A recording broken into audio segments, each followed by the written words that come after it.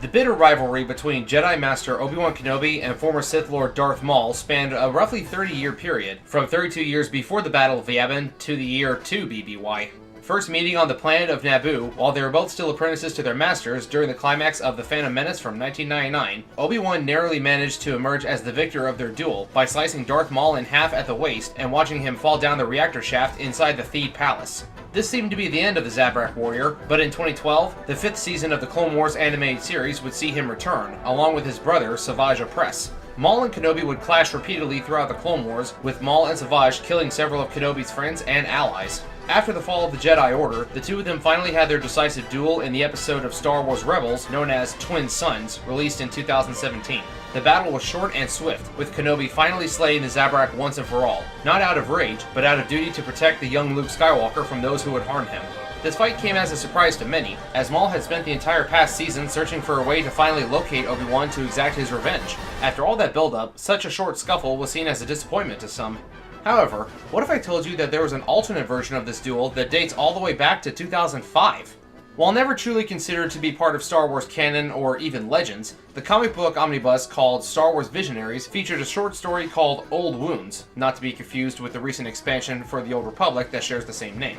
This short story was written and drawn by Aaron McBride, whose resume includes concept art for several Star Wars movies, including Revenge of the Sith, Rogue One, Solo, and The Last Jedi. Our story sees Owen Lars and a young Luke Skywalker watching the twin suns of Tatooine set when there's a rumbling in the distance. A tall, cloaked figure is barreling towards the Lars homestead, as Owen calls for Beru to get his rifle. The raider is suddenly upon Owen before he can defend himself, and the cyborg Zabrak seizes the gun and smashes it across the farmer's face. Maul can sense that Kenobi is nearby, saying that he's actually been pursuing him throughout the entire prequel trilogy, being a few days behind him at Kamino and Geonosis, and even coming across Anakin's burnt body on Mustafar, thinking that it might have been Obi-Wan. He then states that he massacred the medical staff on Polis Massa, and even Watto after learning that a Skywalker would be at the Lars homestead. He knew that if he found Anakin's offspring, his nemesis would be nearby. Obi-Wan's voice calls out, asking if Palpatine knows, to which Maul replies, "There is no Palpatine, no Empire, no Jedi, no light, no dark. Just you and I here now." I love that line. It reminds me of Maul's words to the Seventh Sister when she recognized him on Malachor. So, the rumors are true. Darth Maul lives. Formerly Darth. Now just Maul. Accepting the challenge, Obi-Wan bursts up out of the sand, stating that last time he was merely a Padawan, and this time he'll ensure that Maul won't heal cleanly, referring to how his bisection was cauterized. This confirms that this is the second and only other time outside the Battle of Naboo that these two have met face to face. Man, look at Kenobi. This only takes place 2 or 3 years after Revenge of the Sith. I guess living on a planet with 2 suns will make anybody age at a faster rate. Maul sheds his cloak, revealing a form that is familiar to fans of the Clone Wars animated series. What I find unique here is his lightsaber. It's still a dual blade, much in Maul's style, but the handles are slightly curved, and upon closer inspection, I think they may actually be handles of a speeder bike turned into lightsabers. They don't exactly match the grip of his Bloodfin speeder, but it still fits thematically. In contrast to the duel of twin suns, this battle is far more aggressive and violent. Obi-Wan seems to be full of rage, giving Maul a fierce backhand that shatters some of his horns, and then delivers a powerful strike that not only splits Maul's lightsaber, but also cleaves his left arm off. Maul retrieves half of his destroyed weapon, but before he can counterattack, he finds the emitter of Obi-Wan's saber mere inches from his face, with the Jedi's thumb hovering over the activation switch. Images of the deaths of Qui-Gon and Padme flash before Obi-Wan, as well as Anakin's hateful scream as he burned on Mustafar. Before Kenobi can give in to his vengeful impulses, however, a blaster bolt strikes Maul in the side of the head, fired by Owen, one-handing his rifle like a boss. Obi-Wan says that he'll take Maul's body to the Dune Sea and burn it, and after Owen assures him that Luke is safe, Lars tells the former Jedi Master to never return, as his presence puts his family in danger. Kenobi agrees, but, reaching out with the Force, he tells Luke that he'll be watching over them, even from afar. Compared to twin suns, Maul is pretty much the same as he always is, and I like that. Consistency is a good thing with any character. Kenobi, on the other hand, was much more aggressive and angry than I ever recall seeing him before. I don't necessarily dislike this interpretation of the character, especially after he's had some time for the fall of the Jedi Order and the rise of the Empire to really set in. I can imagine Obi-Wan's frustration at Maul showing up here, when Maul was believed to have been dead for at least 15 years, and Luke was only in this backwater sand trap because he was so isolated that it should fly under the Empire's radar. It seems that he has a long journey before he turns into the calm, sage-like Ben Kenobi from the original trilogy and Rebels, who dealt with Maul swiftly and elegantly. In Rebels, though, Ben only drew his saber after Maul deduced that Kenobi must be here protecting someone important, otherwise his hiding place could have been anywhere other than Tatooine.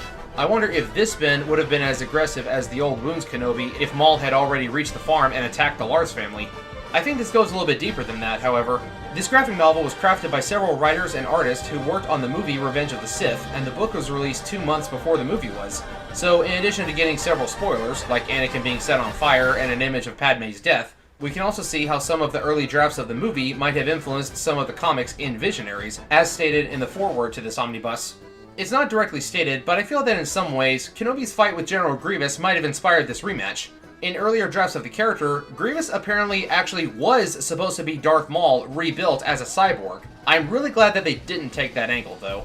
But more than that, in a now infamous deleted scene that depicts an alternate version of the duel on Utapau, Kenobi was excessively brutal and violent, going so far as to start dismembering Grievous by ripping out his guts and throwing them to the ground before shooting them with a blaster just for good measure.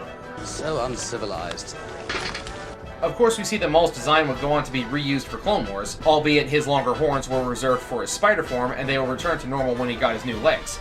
His curved-handled sabers may also have inspired how Asajj Ventress could now couple her sabers together. She didn't do that during the 2003 Clone Wars microseries, and I don't recall that from any of the comics that were released before this one.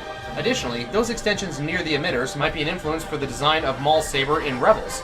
We can tell by looking at it that it's a modified Inquisitor lightsaber, but the way that this one piece of the ring curves up instead of down is far too deliberate. Also, the extension flaps in the Old Wound saber only flip up when the blades are active. In Rebels, when Maul finally finds Kenobi, Ben says to Ezra, "I will mend this old wound," clearly a reference to this story. I also think that Maul actually reaching the homestead may have inspired the final episode of the Kenobi TV series.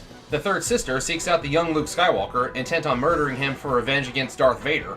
Having just survived a serious wound herself, she returns to Tatooine, now wearing a cloak to hide herself, and she storms the farm. Like in this comic, Owen and Beru arm themselves to fight off the invader.